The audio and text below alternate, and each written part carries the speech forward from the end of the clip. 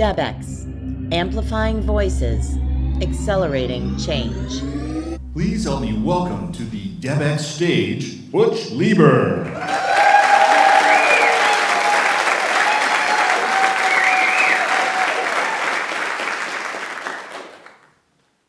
You may have heard the story of a mother teaching her daughter how to make a pot roast. She said, take it out of the wrapper, you cut off the ends, put it in the pan, and then put it in the oven to bake. Her daughter thinks for a minute and says, why do you cut the ends off the roast? And her mother replied, that's how my mother taught me to do it. So the little girl gets on the phone and calls her grandmother, and she asked her grandmother, why do you cut the ends off the roast before you cook it? And she says, that's how my mother taught me to do it. So then she calls her great-grandmother, who elucidated the situation, shed some light on the mystery. She said, when I was a little girl, we had one roasting pan, and it was really small.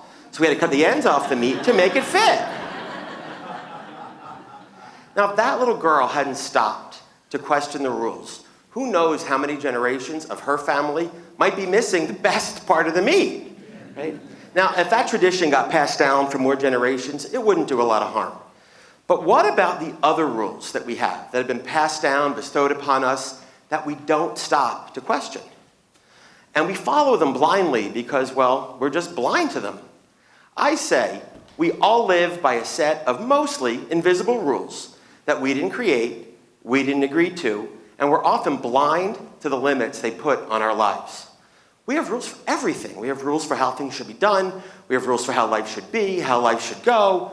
And we don't question our rules. It's just how life is. Of course, how life is for me may not be how life is for you, or the person sitting next to you, or the person sitting next to them. And our rules allow us to move easily through life until they don't. Daniel Kahneman, who studied how human beings think and make decisions, he said we can be blind to the obvious, and then we're blind to our blindness. So we're so blind to the limitations that our invisible rules have, and it limits our ability to make choices in life. And it ends up getting in the way of us having and achieving what's really important to us. It's as if our mostly invisible rules build a wall that feels very real.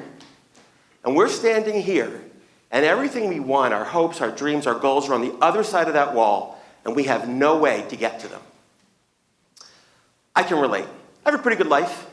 I grew up in Philadelphia, had a great childhood. I was a rule follower. My parents told me how I should live. They said I should be a professional, be a doctor, be a dentist, be a lawyer. They said I should marry a nice Jewish girl, give them nice Jewish grandchildren. You get the point, right? So they told me how I was supposed to live, and I believed them. And their rules became my rules. Do the right thing, follow the rules, honor your parents, don't be weird. So, right? Don't embarrass them, right? So when I graduated from college, I actually went to medical school. I didn't want to be a doctor, and I hated medical school. My mother wanted me to be a doctor, and I had to follow the rules, so I went. Didn't work out so well. I dropped out after the first year. Then I got married to a lovely woman, knowing full well, right, here's the punchline, knowing full well that I was gay. But I had rules to follow. That also didn't work out so well. That marriage lasted about 13 months. So then my dad needed help with his business.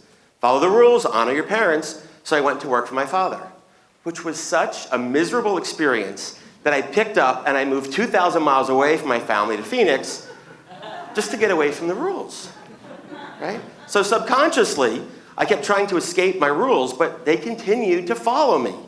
I had no freedom to make choices in my life because I was playing by some odd set of rules. But I was living, but it wasn't my life. And I felt trapped and just unhappy and frustrated and sad.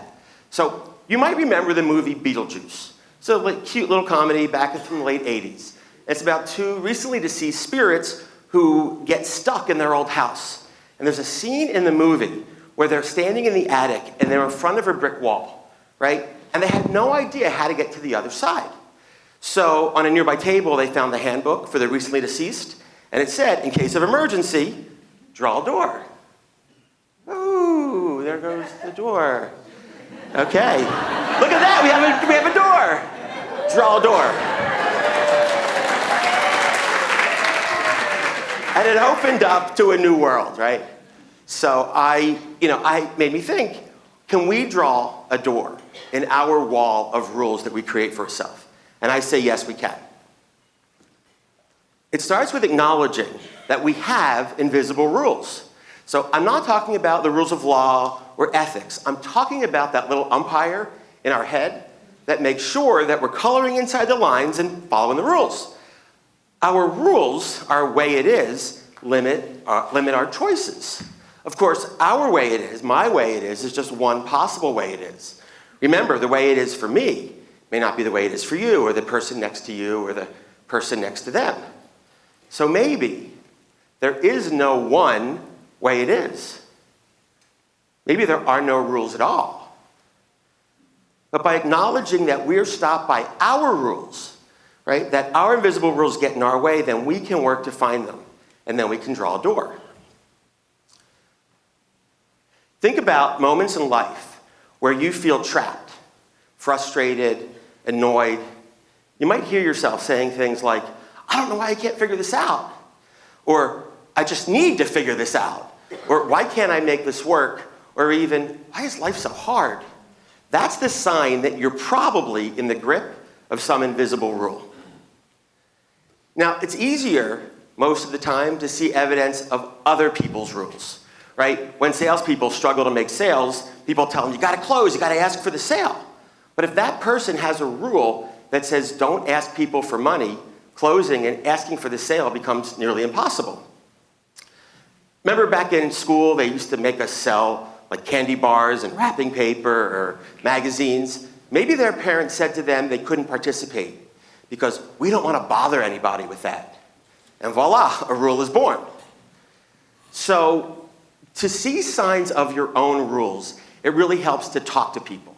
And you can talk to me, right? I guarantee people in your life can see your rules.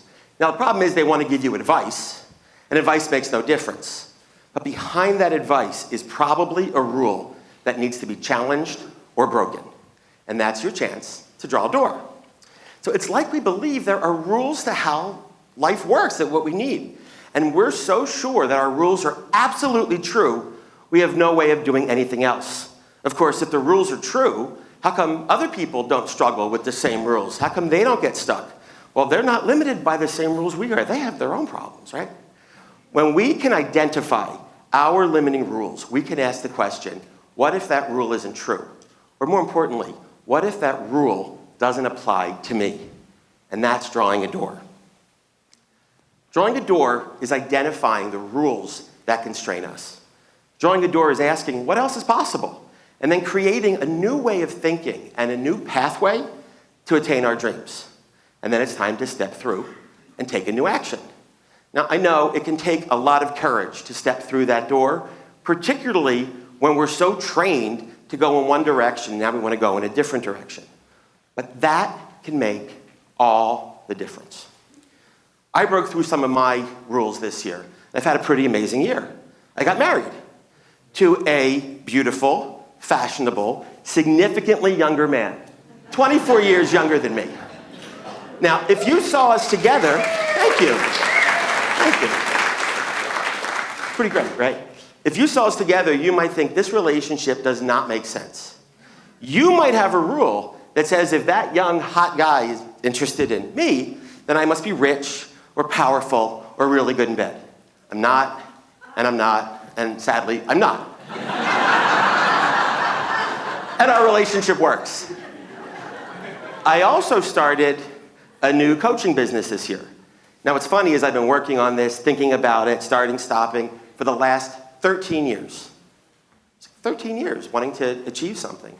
But I had rules blocking my way that I couldn't see. And it took me a long time to challenge my rules to actually have something that's really important to me, that I've been working towards. So where are you stuck? Where are you struggling in life, at work, in relationships? Where are you following some invisible rule that I would bet you didn't create and you didn't agree to, and it's limiting your freedom and self-expression? That's where it's time for you to draw a door. Thank you.